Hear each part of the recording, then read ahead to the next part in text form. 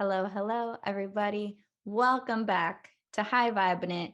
We are coming at you almost live every week now again. We were on a little break, so we had pre-recorded some episodes, a little bit shorter, a little bit different format, but we are back with another amazing guest this week. We are so excited to introduce you to Miss Jessie Johnson, who is a spiritual seven-figure coach. And, we didn't really decide what we were going to dive into, but most likely some money things, some abundance things, some releasing blockages situations. And we're just here for the work that Jessie does and to introduce her to all of you guys and have a really activating conversation today. So, Jessie, thanks for being here. My honor, my pleasure, Kelsey. It was great to feel you. Linz, want to say Yes. hi? Yes. Hi, girl. How are you? I feel like I've known you forever. That's not true. I do feel like I want to get to know you and know you forever. I'm gonna be honest, guys. I feel a little weird. She's delusional, but it's I'm okay. not. We're working like, with it. what were we talking about? Feeling into the 100% of whatever percentage you are. So I'm physically feeling about like 75% of my normal self. So I'm going to try to feel into the 100% of 75%. I'm going to practice that today. But I'm so happy. I really am so happy to connect with you. I can't wait to dive into all of the questions that we have. I know a lot of our listeners are, who isn't interested in like more abundance and really figuring out, where they stand with money and how to bring more in and what their connection is and just improving that piece. And I know there's so much more, but I think that's a really good place to start. So why don't we just go into kind of how you got into your work? Like, how do you, where do you come from? Where did you come from for people and what do you do for them now? I started as a math person and an artist. And those were like, I was living in duality. That's like both sides of the brain working perfectly together. Yeah. Well, perfectly. Maybe I not don't know perfectly. about all that, but I had this sort of sense of division for a long time, I think, in my life. College mostly focused on being the artist and moved to New York City when I was 22 to live that life. And almost immediately was like, okay, this is not sustainable. Like I can't figure, it was like, brain is not fun. There was a real rubber hits the road kind of moment.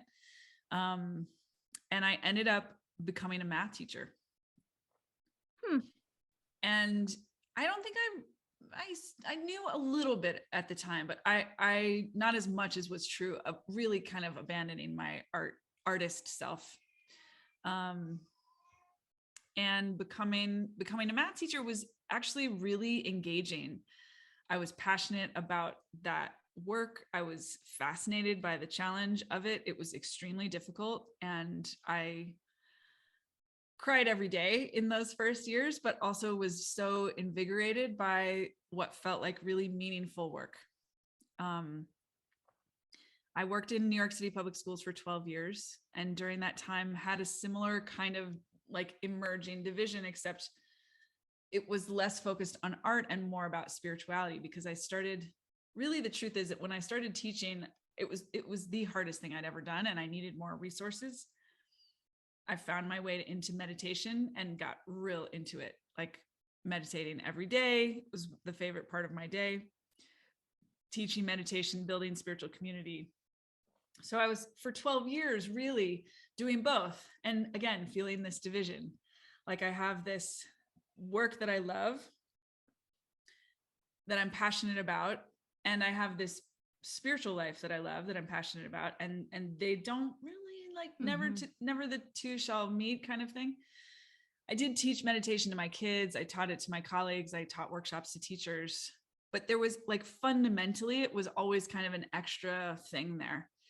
And meanwhile, in my spiritual community, there was a tremendous consensus about the value of healing and the value of consciousness, but very little accountability, very little, I'm going to just say excellence like this value of excellence that I really had in my professional life in certain ways. I couldn't even like find someone to agree on that. You know, it was like, people didn't necessarily even like show up to the thing that they were committed to. That it was just like a very different culture. And so I'm just aware of that as I tell you my little narrative today, that division and feeling this kind of pulled in two directions was a big theme of my life. And I think that's really common in our society today, for people to feel like they have two competing pulls in their life. My career as a teacher became increasingly frustrating as I kind of moved up the ranks of power and autonomy and authority and like influence, and then didn't see the needle move. It was like I was there to dismantle the cycle of poverty. I was there to work to support social justice and class change. And it was like, this is not only not happening, I might be making it worse. Like the system is so designed to perpetuate this old paradigm. I'm not seeing anything change. And so I got really frustrated, feeling like I was hitting my head against a wall, and decided, long story short, to start my own business. And when I did that, also decided I want to bring these things together. So the beginning of my business was coaching spiritual teachers who were leading retreats, because I thought, I'm an educator, I can help spiritual educators. And within a couple weeks, I kid you not, it was very, very early days of working with clients. I was like, oh, we can't talk about curriculum because they don't understand money. There's no one signing up for the retreat. It doesn't matter what we plan, because they don't understand how to fill the thing, make the money that they need to so they can do it again, so that they can then have deep conversations about curriculum. Like that's still, I will say, like, I love it when I get to have those conversations, but money kind of, I felt, chose me as its messenger. So for the last almost 7 years, I have been coaching spiritual teachers and healers, people who facilitate transformation around money, and not just a little money, big money, because I teach people how to make multiple 6 and 7 figures very quickly, in alignment with their vision and goals, in alignment with their values. I love it. That's a great answer. My favorite guests are the ones that, like, after you tell me what you do and how you help people, in my mind, I'm like, I want to know you more.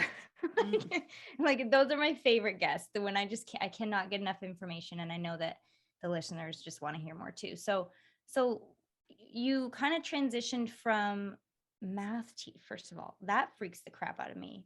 I'm not going to say I'm not good at math. It's just not my happy place. And to know that I had to, and I've taught before too, and it terrifies me, like to be up in front of a class and speaking to them and talking about something, even still, they're all looking at you. It's very, so when you're telling that story and I'm like putting myself in those shoes, I'm like, that's a hard no for me. So very, you're very brave, first of all, but it's interesting to hear you say, like, very, you recognize that something was off about it. Maybe you didn't know what quite yet, but something was just not fitting into the puzzle that you envisioned. And I think a lot of people can definitely relate to that. I know me and Kelsey definitely can relate to that feeling of like, I don't know what it is, but I'm not supposed to be here, and choosing and making decisions, to take a step forward to where you are supposed to be. And you might not know where that is, but if you're listening in, sometimes that's all you have to do.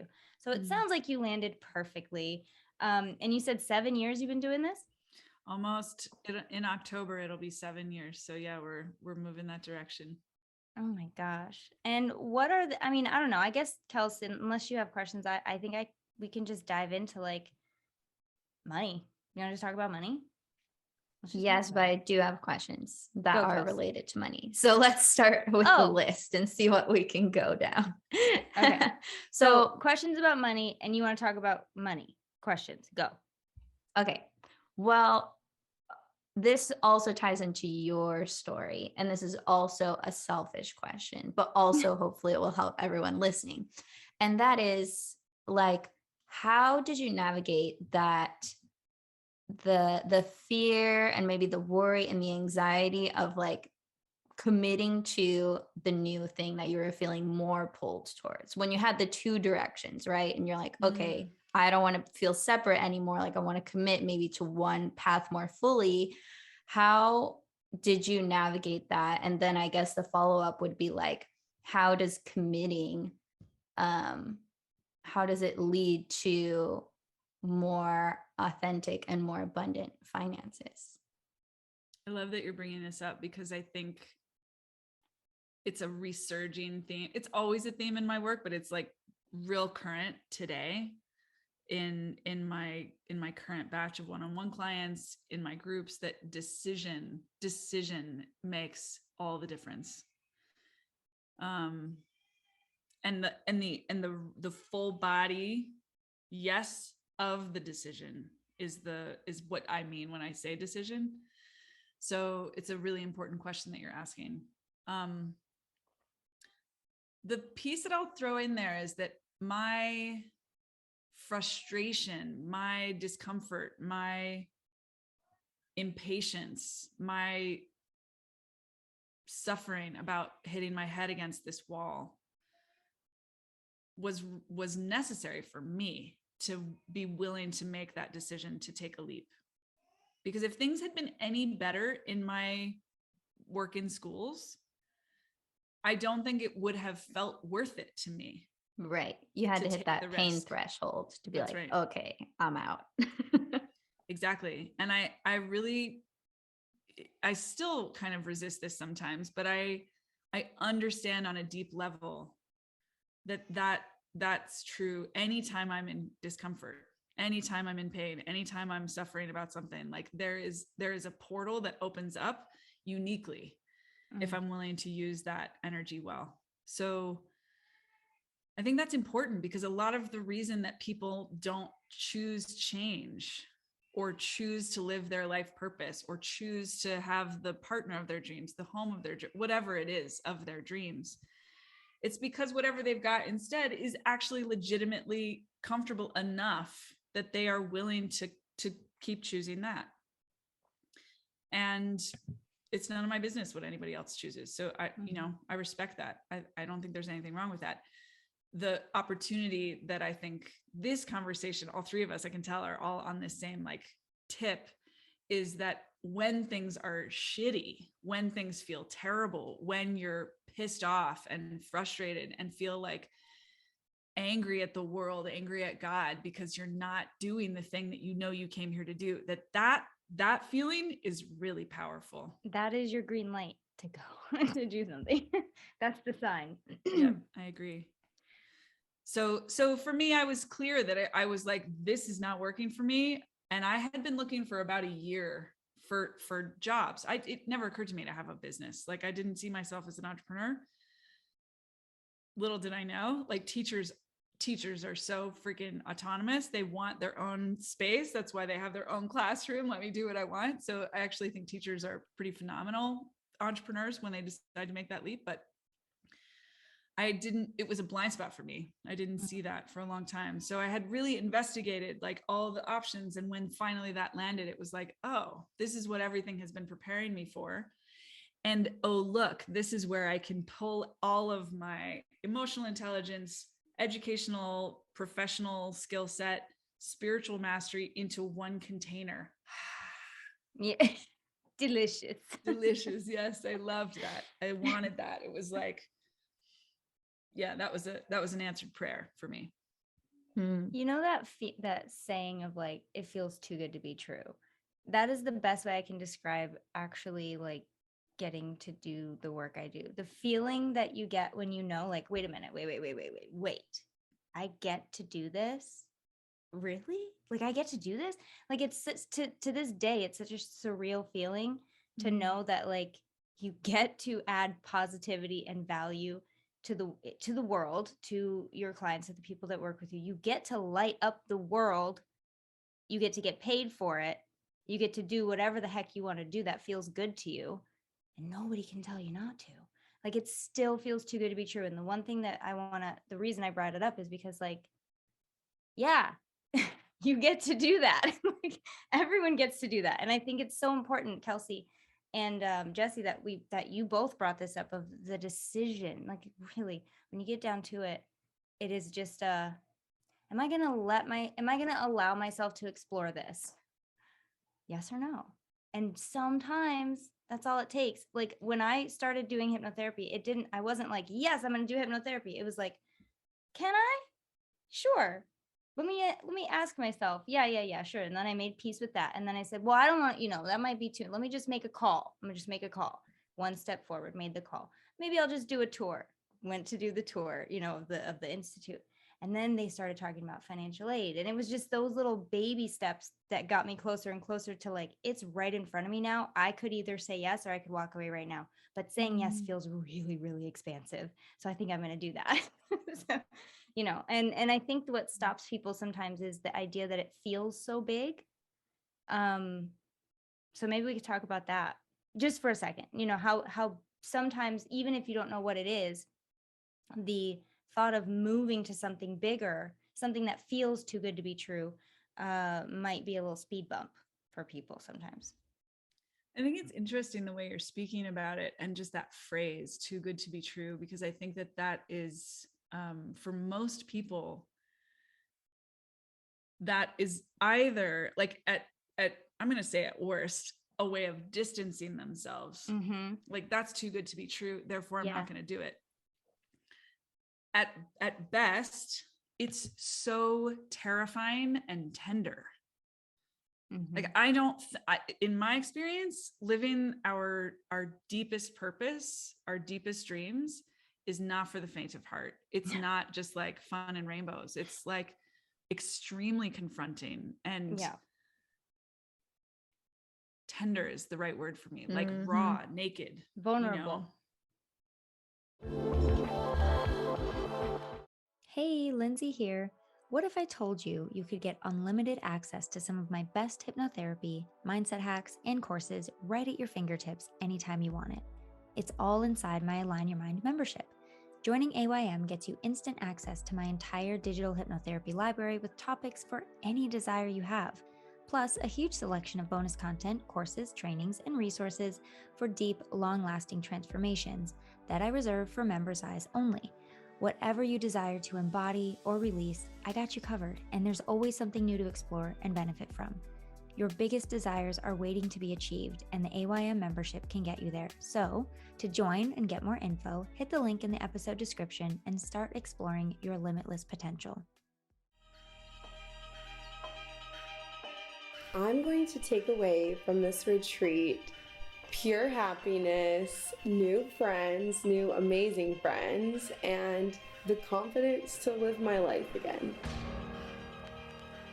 My favorite part, because it's the most important part, is the healing. I don't remember a time when I was more embraced and cradled, and there was an angel in every single woman in this group for me. Every person deserves to have this experience, to have this awakening, and to feel fulfilled in their life. I could not have asked for a better 6 days of my life. You become a better person, you meet awesome people, you go home with a whole new tribe of soul sisters. If you're thinking about doing this, do it. There's no reason not to. This October, I'm taking a select group of women to Mexico to experience themselves in a whole new light. Not only will we be doing the healing work, creating mindset shifts, and learning self-love tools, we will also be playing on the beach, resting by the pool, and bonding together in sisterhood. If you're feeling ready for the girls' trip of a lifetime, join us. You can apply today at kelseyaida.com/retreat. Space is limited, so take inspired action now. And a pro tip, you can invite a friend to save $500 each on enrollment. I'll see you in paradise.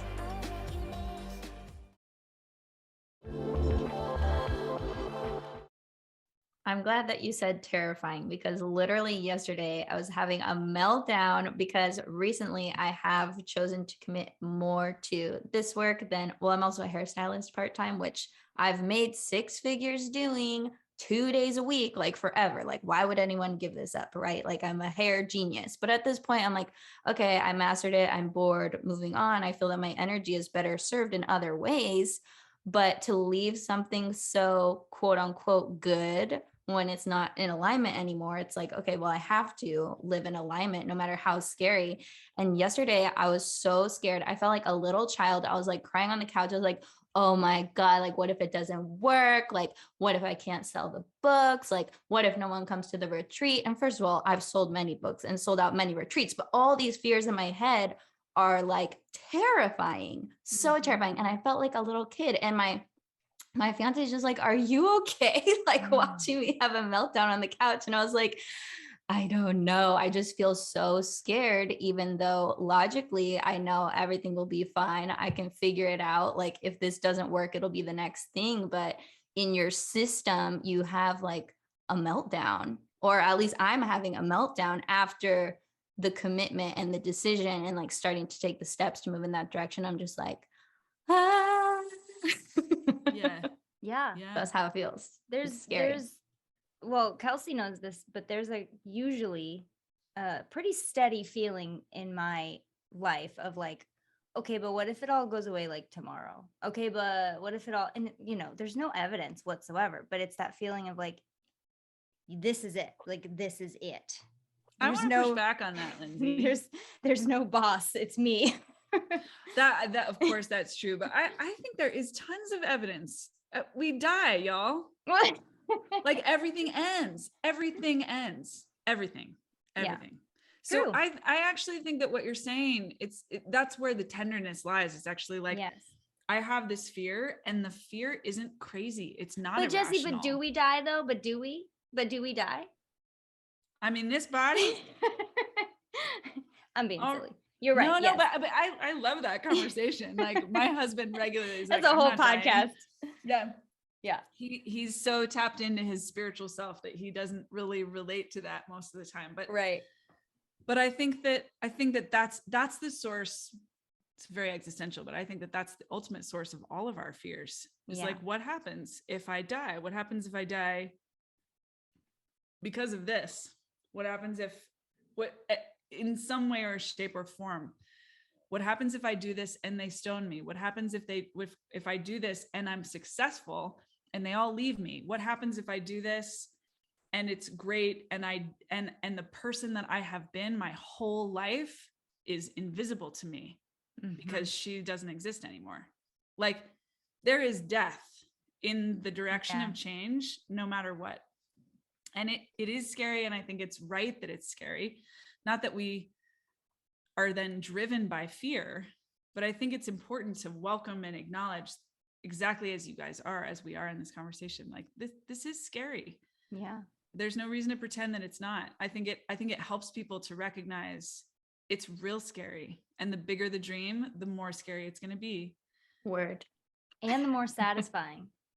Let's not forget that. Because Lindsay's like, I just got to be positive. We got to be positive, y'all. But here's the thing. Kelsey, come on. You know me, girl. I am not like rainbows and butterflies. What I'm saying is, trust me, I am a nervous wreck half the time.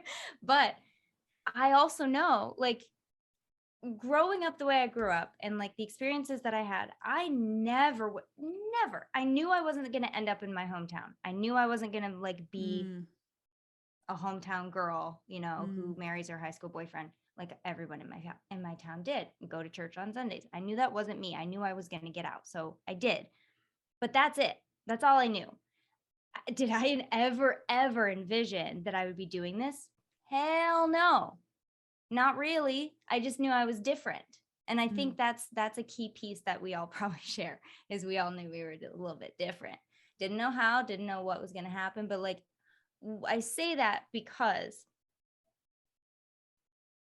sitting here and being able to do what I do and feeling the gratification, the satisfaction, the joy, the pure light upness that I feel when I do my work, every single second of fear, terror, uncertainty, doubt, lack mentality, what have you, was 100% worth it, because I have no doubt that I'm supposed to do this. And just that idea of like knowing for certain that you're sitting in the chair you're supposed to sit in and wearing the hat that you're supposed to wear has a level of like alignment, I guess, that makes everything else seem kind of silly.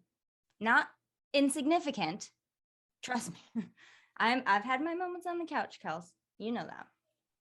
I'm crying like a baby too.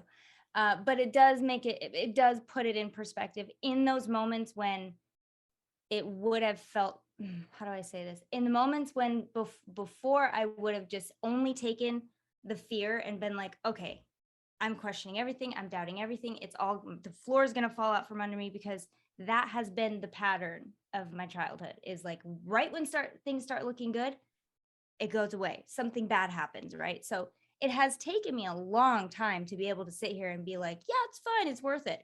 And I'm not there every day. But I will say that just knowing that I'm doing what I'm supposed to do, it really does help me solidify the fleetingness of the fear. The fear will go away. It'll come back, but it'll go away. But the joy never goes away. Does that make sense? I think what you're talking about is extremely rare, Lindsay. It's a big deal that you feel that way about your work. I mean, Kelsey, do you? Am I the only one? I cannot be. I feel like that sometimes, but I'm still making the transition to focus in a more focused way. Focus into it I'm the deeper. typical manifesting generator of multi-passion, move in many directions, which you are too, but your business is way focused. I have two different businesses, and each business has lots of situations going on. So I'm in the phase of honing, and I feel like how you're describing in moments, but not all the time about my work, like entirely like how you do.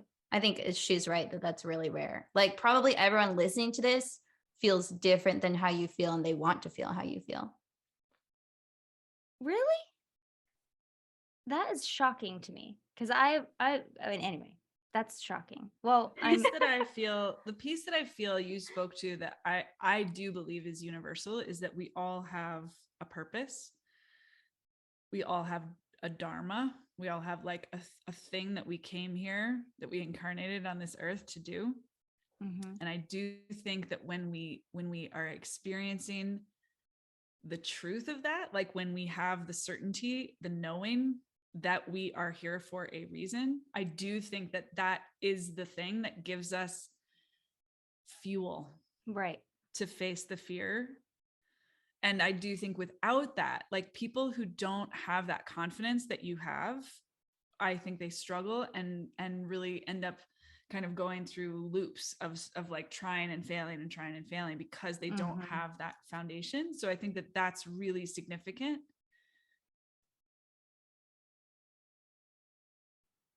There were times in my early business when I cultivated explicitly joy unconditionally, but that was a practice.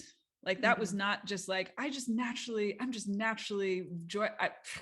That is not my experience at all. And that's actually maybe a useful thing to share here, because my business is now multiple 7 figures. I have a huge team of employees. I live an amazing life. I'm super blessed. I love the work that I do. I love the work that I'm going to do. We've got a big 9-figure vision for the business. My experience is that like from the outside, people will look at me, and if they have some list of check boxes, they could probably check off like, oh, Jessie has the, husband, kid, beautiful house, beautiful business, great team, all these things that I have. It's all true.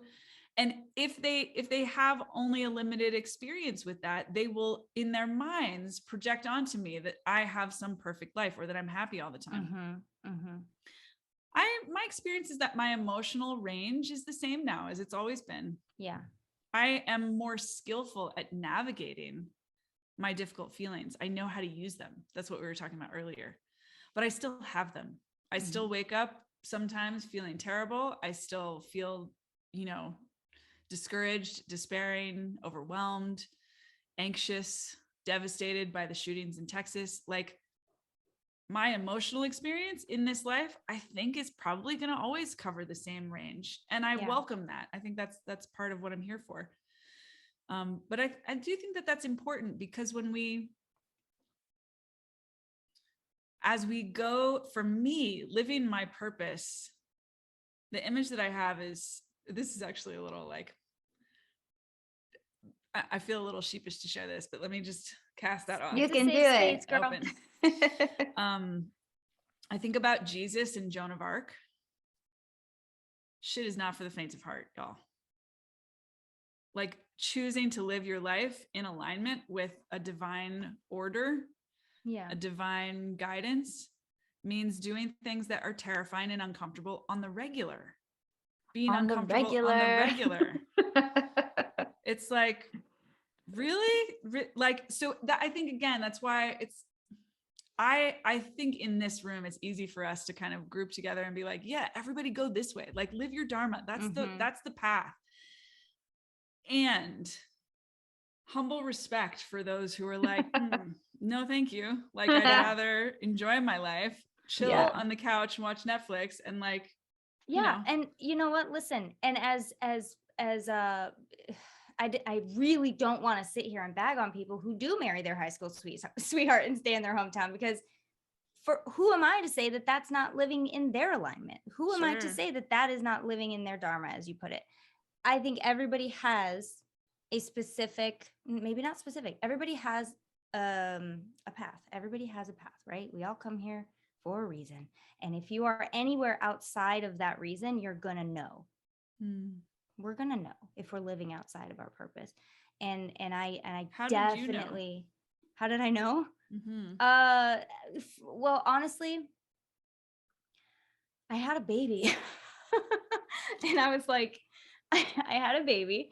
I was newly married and I was on maternity leave. Well, sort of. Yeah. I had been let go when I was pregnant, as a whole other thing. A couple women took the company to court for the same thing. And I wish I would have sued them too, but I didn't. I just kind of left, but they fired me because I was pregnant. Anyway, it was a pattern that they did that I didn't know about. But I was let go at 7 months pregnant. We moved the very next month and into a new house, and I was like a mess, wondering how we were going to take care of this baby. My husband, I think, was still a waiter at the time in LA, in Los Angeles, so high rent. But I had the baby and I was like, look, I don't want to go back to working at GameStop for 60 hours a week and never see my child. I don't want to do that. I don't want to go back to, retail management. What do I do? What do I do? What do I want to do? What do I want to do? And I finally was like, hypnotherapy. I like that. I really like that. And something happened, like something glittered inside. And I was like, ooh, that sounds fun. And then I had all the limiting beliefs come up of like, nah, don't do that. That's not safe. But I felt that. I felt it. And I couldn't ignore that I felt it. So that's when I was like, maybe I'll just take baby steps to see what it's all about. I've never really, I don't remember ever having doubts that I could do it. I knew I could do it and get good at it. I was very unsure that I could actually make a living and like have it be my only thing. That was the biggest. But for me, I'm not going to say it didn't matter, but for me, the feeling was so addictive that I was like, I just want this all the time. I just want to do this all the time. And that was really the biggest driving force, was like, I just want to do this. Again, Lindsay, I think it's so powerful, your story. And I feel really so rare. weird now, you guys. I feel It's like really an rare. alien. You are. I Welcome am. it. That's true. You love aliens. I'm like such a big fan. Lindsay, don't forget. I really go ahead. One more thing. I just want to say, like, I completely understand people that have not found the thing, but I will challenge anyone who tells me that they've never felt that feeling before. Even on a small scale, everybody has something that they can be like, maybe I felt like that with this, but I don't know. What did you do when you were kids? What did you do that really made you feel like your soul was playing? And I don't care what it is. We all have something, and I will die on that hill. Can you tell that she's an Aries? Is my Aries showing, guys? Yes. Oh, You're on goodness. fire, literally. Sometimes I combust. But I want to rewind for a second and touch on what you said, Jesse, about like how even though you have quote unquote all the things, as someone might put it, you still are a human with emotions and you have experiences that are pleasant and unpleasant, like everybody. And I think it's important that you said that, because I think a lot of people are looking to manifest more money and more financial resources because they think, oh, once I have X amount, once I have all the money, then I'll be free. Then I won't feel bad. Then I can do everything that I want to do. And I'll always feel good. I'll never have a reason to feel bad because I'll have all the resources in the world. And it's like, That's a trap. That's a trap, guys. That's not really true. And also, they've proven that once you have enough money to cover the basic needs, having exponentially more amounts of money is not going to make you exponentially happier. Yeah. So I'm glad that you said that, and that you're a living proof of like, I'm still a human with human experiences, because I think that's important to say. Yeah, More money, more problems, Jesse. I don't think that's true, but I do think money is an amplifier. Yes. I do think it's an amplifier. And so when people are extremely conscious, and most of my clients, that's their expertise, right? They're consciousness experts, and they have a blind spot around money, and it's like a vacuum, like a black hole, sucking their energy. And they need the intelligence, the clarity, the freedom, I would say, the consciousness around money in order to keep their whole project, business, mindset at its potential expansion. Money is like the glitch. And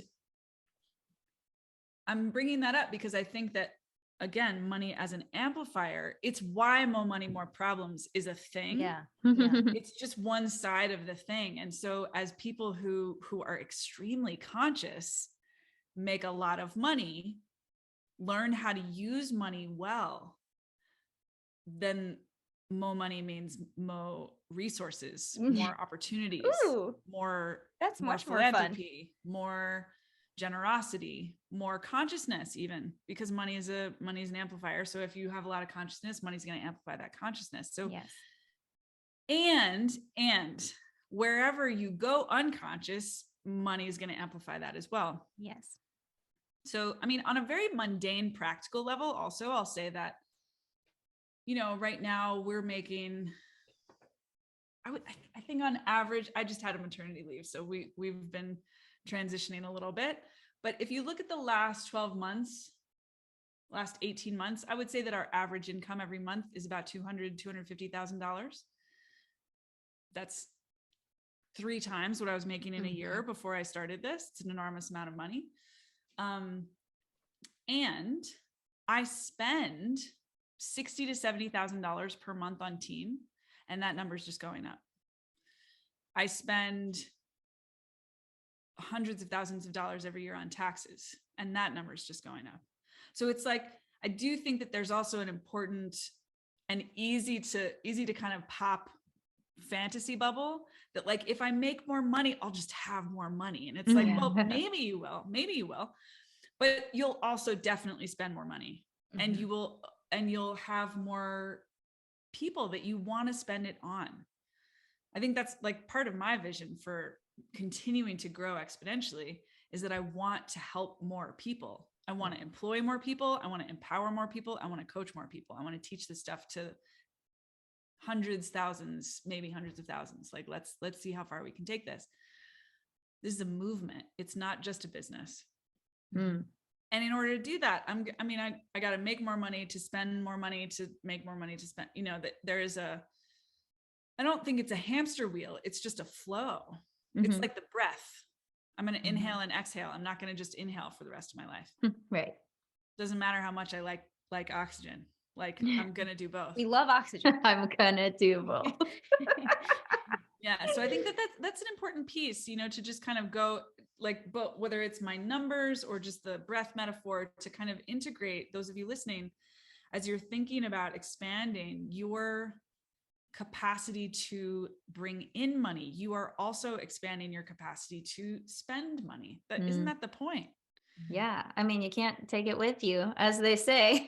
What are you going to do at your grave when you have all this money that you never spent on anything? It's like, okay, what did you want the money for if you weren't going to use it? That's another little piece I can offer is, I think a lot of people, to your point, that both of you were talking about that trap.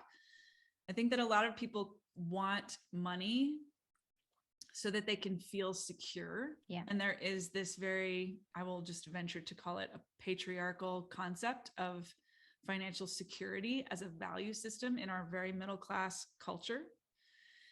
And it's a lie. It's just a lie. Because overnight the stock market crashes, COVID hits, we go out a bit, like we have wildly consistent evidence of that being a fiction. So what I teach is not financial security, but financial freedom, which is a skill, the skill of knowing how to make money when you want to, when you need to, knowing and developing the confidence inspired by Lindsay, to be able to do whatever it is that you want, whenever it is that you want to do it. And that's not a number in the bank. That's a mastery. That's an expertise. So that's also, I think that will help those of you listening to kind of tweak. This does not have to be a big thing, but refine your mindset so that as you reach for more money, you're reaching for it in a way that's going to be sustaining and sustainable. Hey there. We hope you're enjoying this episode so far, but if you want to listen to the whole thing, we're going to invite you over to our podcast. Either search for High Vibing It on iTunes, Spotify, wherever you guys listen to podcasts, or even better, if you want to watch the extended video version of this episode that's even longer than the actual podcast itself, head over to our Patreon at patreon.com/highvibe. Lindsay, tell them what's awesome about the Patreon. Patreon is where we have all of our extended episodes. As Kelsey said, we have it on video, so you can actually see the things that we're talking about. Sometimes we have visual aids, and it's nice to know what we're talking about. We also have hangouts that we do sometimes that are exclusive to Patreon people. And you can get started with all of this and bonus content and everything that we have only for the Patreon people for as little as $3. I think it's $3.33 a month. And that's it. And you guys can get all the benefits and all access to everything that we put in there. Really cool. It's really cool, really fun, super easy to join.